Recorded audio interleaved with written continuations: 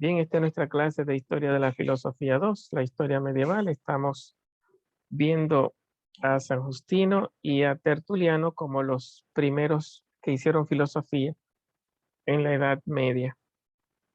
Continuando con San Justino, que ya comenzamos la clase pasada, nos dice que las respuestas fundamentales solo pueden darse desde Dios, y eso es lo que ha sucedido históricamente, según San Justino, desde los profetas hasta Cristo.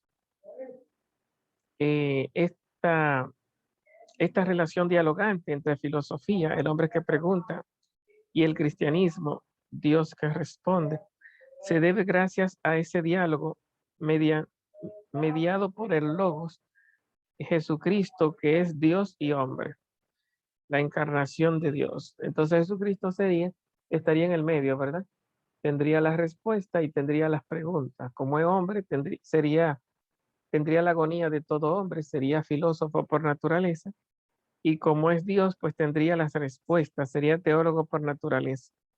Por eso se utiliza el término eh, el logos encarnado, logos encarnado. Logos en este sentido sería como la sabiduría de Dios, y encarnado sería como la filosofía hecho hombre en la persona de Cristo. En Cristo la plenitud del logos se hizo hombre, y por ello el cristianismo contiene y puede ofrecer la verdad absoluta. Entonces, ante esas preguntas, ¿por qué es el cristianismo que tiene la respuesta a las grandes preguntas filosóficas del sentido del hombre?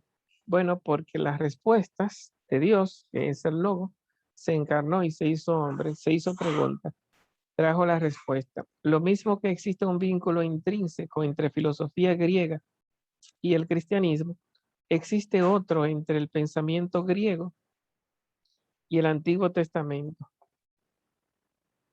Dice entre filosofía griega y el cristianismo. Existe otro entre filosofía griega y Antiguo Testamento, siguiendo la tesis de Filón. Entonces, que habíamos introducido a Filón de Alejandría, y yo dije que había que hacer un paréntesis, porque Filón no es un filósofo que propiamente lo tratamos, pero es propio de nuestra clase.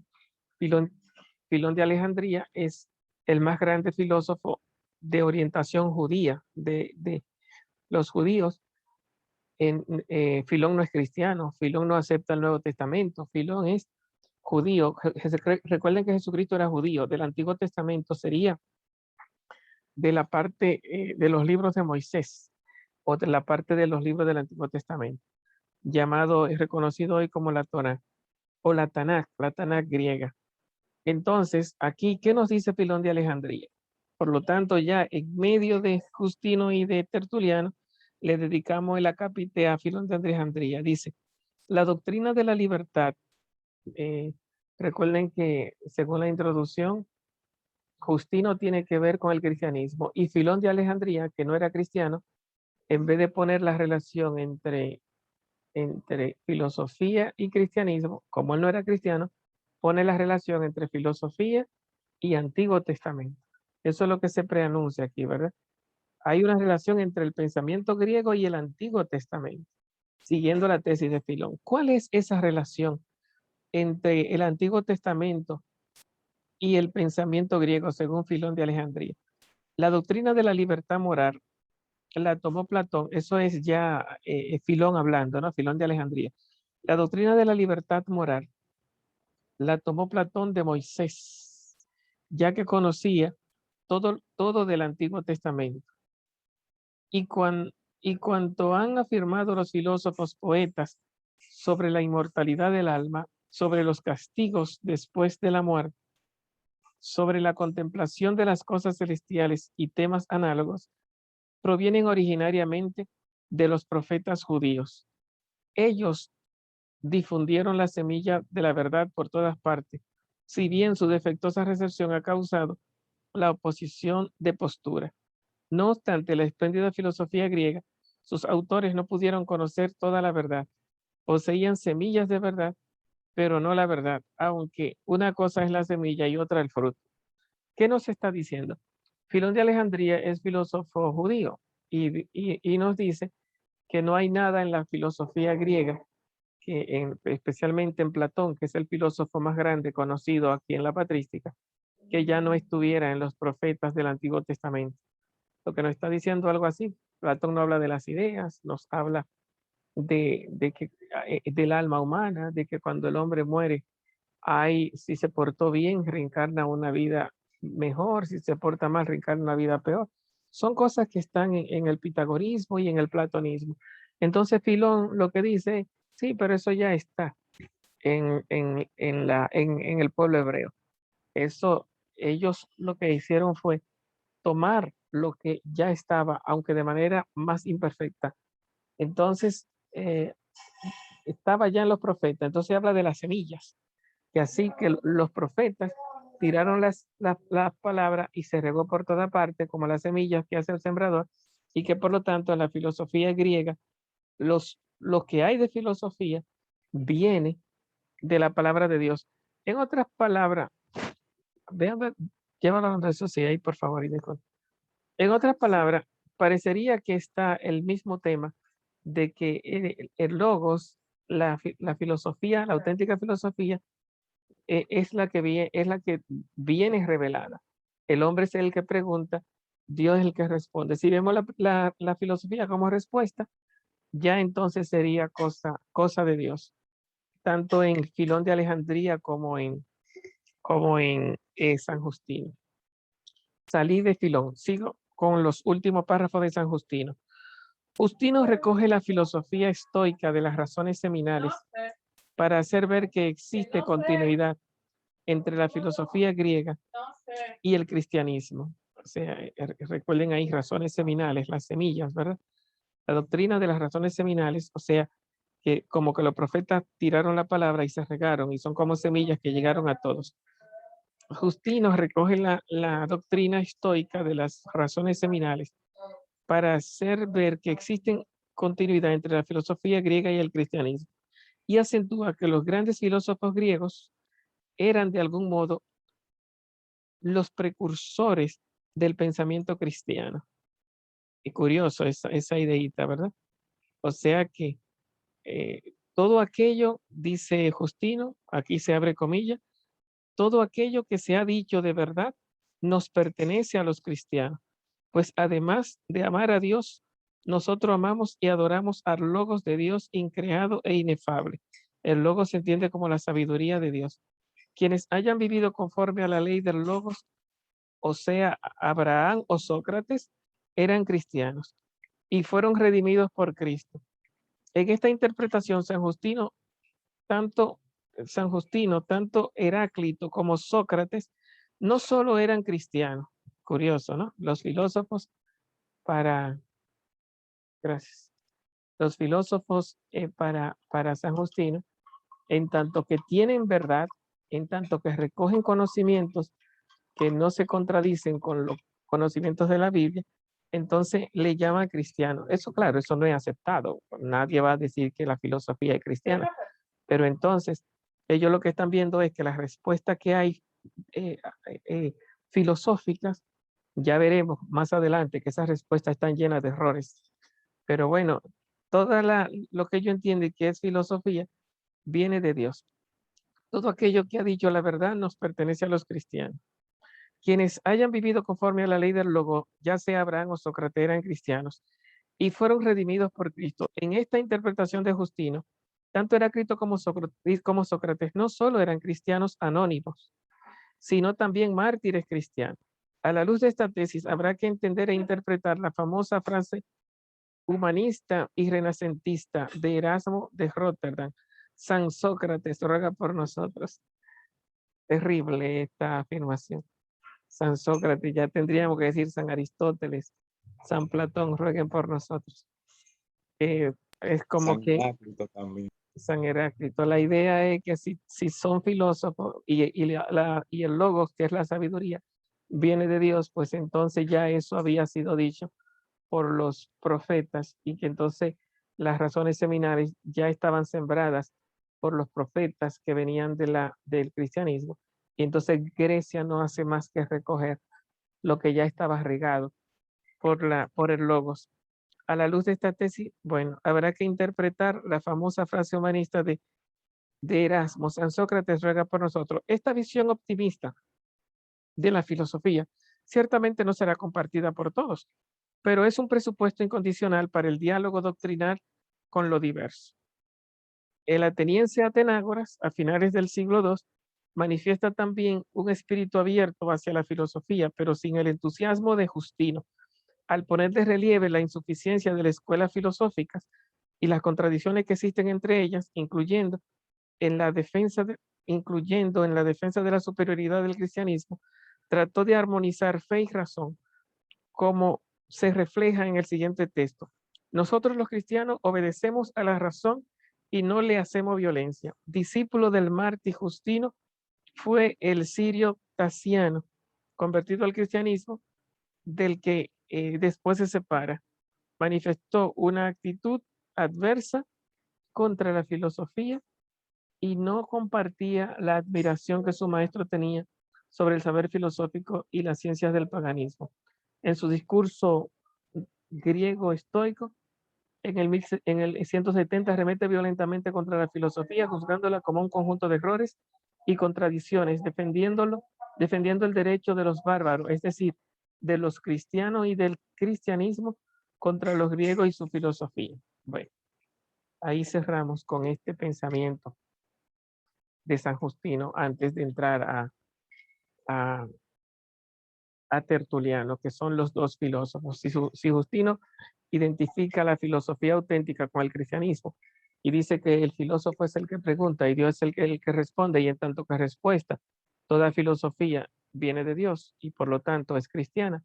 En ese sentido, todas las respuestas que hay en Sócrates, Platón o Aristóteles vienen de Dios. Y en tanto que sean verdaderamente filósofos, pues al mismo tiempo serán verdaderamente cristianos. Entonces aquí viene ahora la contrapartida, otro padre de la iglesia llamado Tertuliano. Veamos, a ver, Tertuliano, todo lo contrario que Justino. Era hijo de un centurión romano, nació en Cartago, hacia el 160, estudió Derecho, ejerció la abogacía en Roma. Hacia el 190, finales del siglo II, se convirtió al cristianismo, al que trató de defender con energía y pasión. Muere en el 240, ya duraría apenas unos 60 años, 50 aproximadamente. Desde su fecunda producción literaria, conviene subrayar las siguientes obras: El apologético, la prescripción de los herejes y sobre el alma. Desarrolló una intensa actividad en favor del cristianismo, pero hacia la mitad de su vida se pasó a la secta de los montanistas, o sea que terminó abandonando el cristianismo. O una secta es una forma, como una forma de cristianismo, un tipo de cristianismo, ¿no? De Montano en este caso. Y comenzó a atacar a la iglesia con el mismo furor que antes había atacado a los herejes. Era un hombre muy apasionado, muy visceral.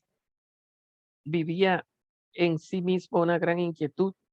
Decía: pobre de mí, escribe en su libro llamado Paciencia, me siento quemado continuamente por la fiebre de la impaciencia. Finalmente fundó su propia iglesia llamada los Tertulianistas. Bueno, aquí tenemos a Tertuliano, una vida muy convulsionada, demasiada vida en poco tiempo, 50 años para haber pasado por 3 religiones y haber sido tan vehemente y cortante en las 3. Primero se hace cristiano y defiende el cristianismo a ultranza, como si él fuera el último cristiano. Después se va contra la iglesia, o mejor dicho, se hace montanista, se va a un extremo, sigue a Montano, y entonces se va contra el cristianismo, como lo había defendido, lo ataca con la misma ferocidad. Y por último, crea su propia religión, llamada los tertulianistas, o sea que también abandona los montanistas. Terrible, ¿no? Se parece mucho al espíritu moderno, ¿verdad? Que no podemos estar en una cosa ni en otra. El hombre de hoy no puede estar casado en un matrimonio estable, no puede tener un trabajo estable, no puede tener nada estable, tiene que estar cambiando. Para Tertuliano, el cristianismo se impone en su totalidad a los creyentes. Por tanto, todo cristiano debe aceptar su fe y su contenido sin criticarlo ni juzgarlo. El que critica y juzga está filosofando. El que acepta el cristianismo sin criticar ni juzgar, sin buscar razones, simplemente que eso es palabra de Dios, como una doctrina militar, usted se calla o se calla. Esto fue lo que dijo el general y eso no se pregunta. Usted no está aquí para pensar, sino para obedecer órdenes. Pues aquí tenemos a Tertuliano. El cristianismo es una fe. Es un sí, señor, lo que usted diga. No es una filosofía. No es para pensar, es para obedecer. No es para pensar, es para creer. Las interpretaciones metafísicas sobre la religión cristiana son, según Tertuliano, total y absolutamente inaceptable. No se puede aceptar interpretaciones aristotélicas ni platónicas ni filosóficas en el mundo de la fe. La fe es un criterio absoluto de certeza. Es palabra de Dios, pues ya no hay que buscar más nada. Lo dijo Dios. Eso es todo lo que hay que saber. Y no puede contemporizar con la razón ni con las razones filosóficas. De ahí su radical oposición a las filosofías y, y filosofía. Filosofía y cristianismo son dos cosas en guerra, antitética, irreconciliable. Terrible, ¿verdad? Si decíamos con San Justino que filosofía era lo mismo que teología, Tertuliano viene siendo como la parte totalmente contraria. Si es teología, no es filosofía, porque filosofía es buscar razones. El teólogo no busca razones, sino que escucha, diga Señor, Dios dice, esto es lo que dice, pues bien, no hay que razonar, hay que creer. El que razona dañó la teología. El cristianismo no necesita buscar la verdad fuera del cristianismo y es ridículo y peligroso recurrir a los testimonios de los filósofos paganos para demostrar verdades que se encuentran en la Biblia de un modo claro. Para vivir bien no es necesaria la filosofía. Su antifilosofismo desembocó en cierto caso en una especie de antirracionalismo. ¿Para qué pensar si ya Dios lo sabe todo? Basta con escuchar la palabra de Dios. Si el hombre ha sido creado por Dios a su imagen y semejanza, toda persona lleva en sí ese sello divino de un modo impreso y natural. Yo creía que esa palabra era de Descartes, que todos llevamos el sello de Dios. Y miren dónde lo tenemos, en Tertuliano. Todos, Dios no creó a su imagen y semejanza y ya tenemos el sello de Dios. Por tanto, el alma de cualquier ser humano es naturalmente cristiana. O sea que salimos de fábrica. Como el que nos hizo fue Dios y entonces de la fábrica viene el sello de la fábrica, pues entonces tú eres imagen y semejanza de Dios. Ya en ese sentido tú tienes el sello de cristiano, saliste con el sello de imagen y semejanza, que es lo mismo que cristiano. Esto no es el cristianismo, pero es lo que piensa Tertuliano, ¿verdad? Por tanto, en su estado de testimonio, eh, en su tratado, perdón, que es su libro que se llama De Testimonio del Alma, justifica su tesis sobre el alma naturalmente cristiana. No significa que el hombre sea naturalmente cristiano, pero el alma sí, según su pensamiento, que ha tenido notable repercusión en la historia de la teología. El hombre es naturalmente cristiano. ¿Por qué? Porque su alma fue creada por Dios como imagen y semejanza y por lo tanto trae el sello de fábrica. Con estilo fascinante e incisivo y con pasión lacerante, nos transmitió en sus escritos muchas expresiones sorprendentes como la siguiente: el Hijo de Dios ha sido crucificado. No me avergüenzo de ello porque hay que avergonzarse. Curioso, porque hay que avergonzarse es que no me avergüenzo. Hay que avergonzarse filosóficamente, pero no cristianamente. Es como poner en guerra lo humano y lo divino. Si viene de Dios, no hay que avergonzarse. Alan Hilario, ¿qué tienes que decirnos? que en ese caso, ellos llegarían ya al fanatismo, entonces sería, porque si ellos se basan en que la palabra de Dios es todo y que no se puede refutar nada y que es por ahí que hay que seguir, eso se consideraría ya fanatismo, porque no da oportunidad al razonamiento, aparte de lo que ya está establecido. Bueno, estamos diciendo desde el principio que Tertuliano es fanático. Se va contra la iglesia y crea su propia. El fanático cree en él mismo. Al final termina creando el tertulianismo, su propia religión. Lo cual no significa que ellos quiénes, porque una cosa es el cristianismo, otra cosa es Tertuliano. Estamos viendo a Tertuliano. Francisco Brito. Profesor, en cuál de las 4 etapas Tertuliano es que está diciendo estas afirmaciones? Estamos en los apologistas. Los dos apologistas son Justino y Tertuliano, son los dos primeros. Antes, primero los Yo me apologistas. refiero, Dime. yo me refiero a las 4 etapas de Tertuliano, el cristianismo, No. después de... Estamos en ah, claro, cuando él es cristiano, estamos en el cristianismo. Lo que pasa es que él es un cristiano a su manera, ¿verdad? Esto es el cristianismo de él, pero que para la filosofía, que es lo importante para nosotros, ya que está la guerra entre fe y razón. Mientras que en Justino no hay guerra, sino que en tanto que pregunta es filosofía, en tanto que respuesta es teología, y en tanto que respuesta a toda verdadera filosofía es teología. En ese sentido, no existe una diferencia entre la fe como contenido y la razón como contenido, que es el tema de nosotros, el contenido y el método de la filosofía frente a la teología. En San Justino no hay una diferencia entre contenido filosófico y contenido teológico. Lo que está dicho por los filósofos es palabra de Dios como semillas del verbo, que porque ya los profetas lo sembraron. Pero aquí vemos entonces otro cristiano que dice todo lo contrario y otro padre de la iglesia que dice todo lo contrario. No, donde se metió la filosofía, se metió un intruso, porque no estamos para pensar, sino para creer. Entonces, en su parte cristiana, entonces aquí hay dos posiciones contrarias. Estos son los inicios de las reflexiones filosóficas dentro de la teología.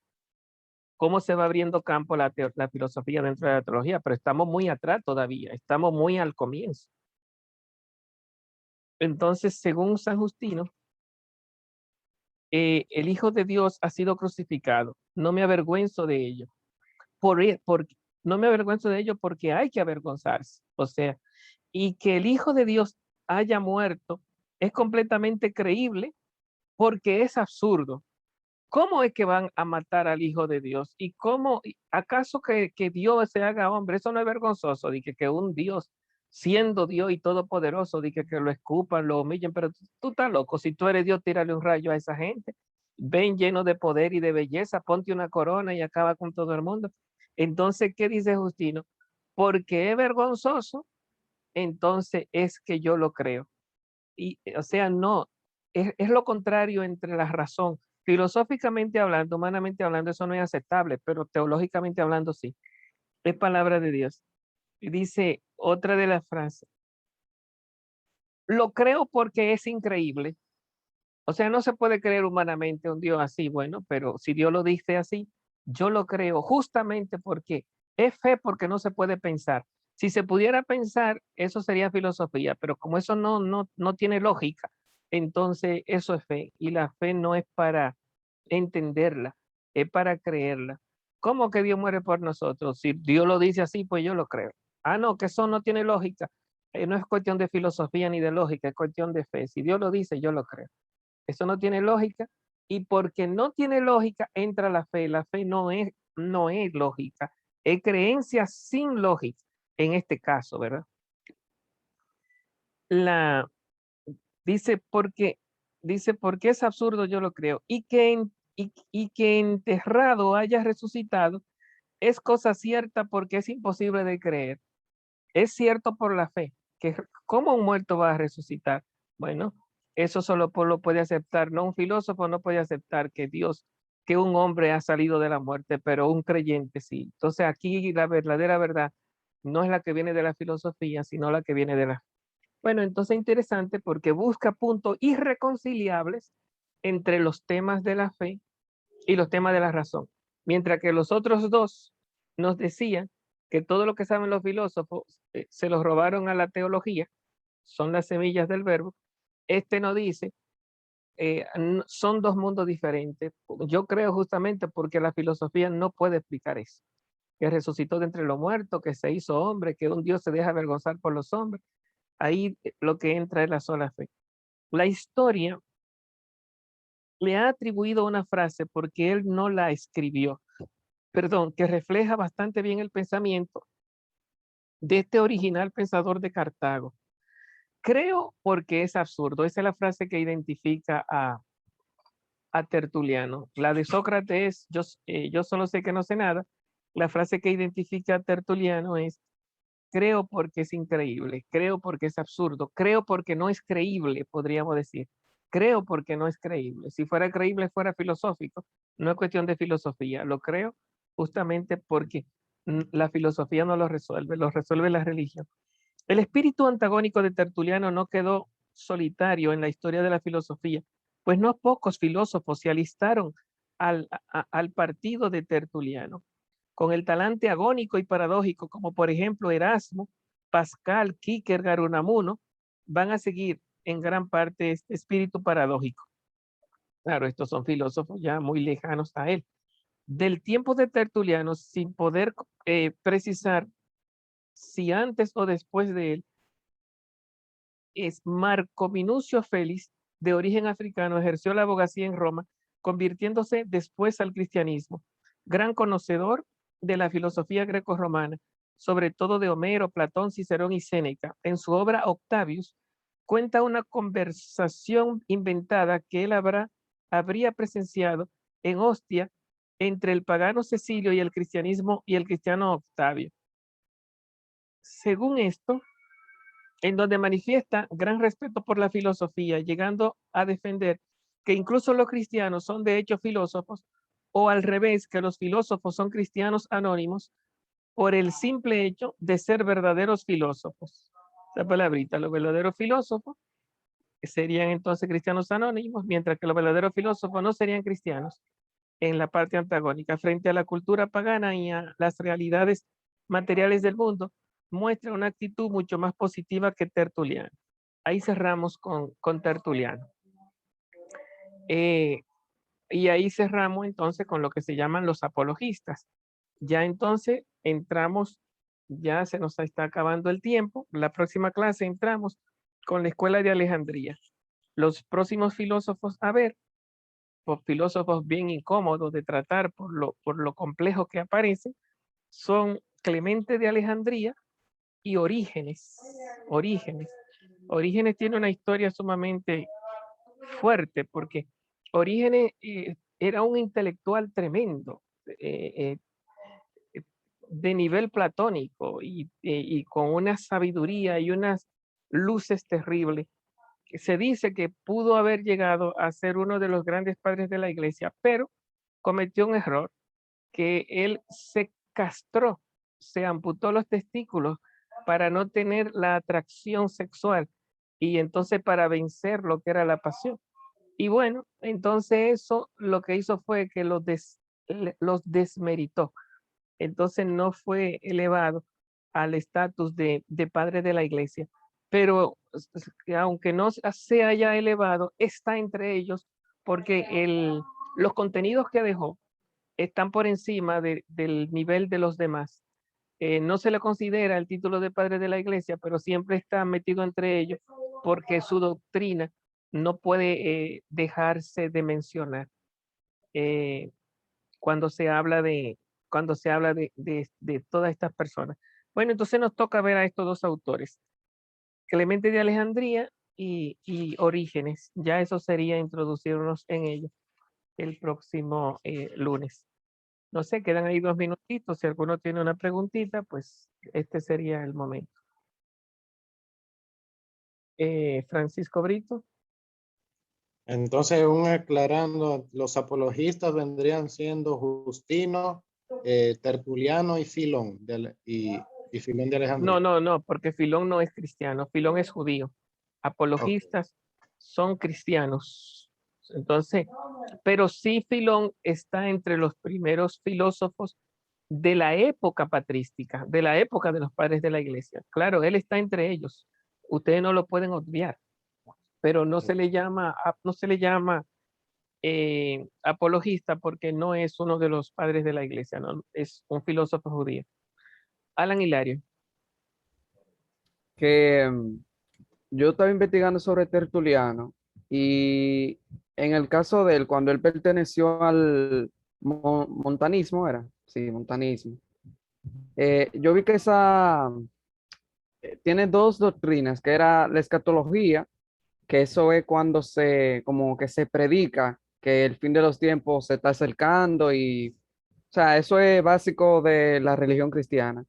Y el profetismo, que ellos pensaban que ellos eran como el recipiente del Espíritu Santo o de la palabra de Dios en la tierra. Entonces, hay como un patrón ahí en que él pensaba que él tenía como la razón absoluta y que él era un mensajero como divino, por así decirlo. Decíamos que él se caracteriza por ese fanatismo, ¿verdad? Y ese espíritu polémico y como que cuando entra, lo que él entiende lo discute con ferocidad y dice que lleva esa pasión por dentro, que le quema. Me siento quemado por esa pasión interna, ese desespero interno. Entonces, es un hombre así, ¿verdad? ¿Algo más?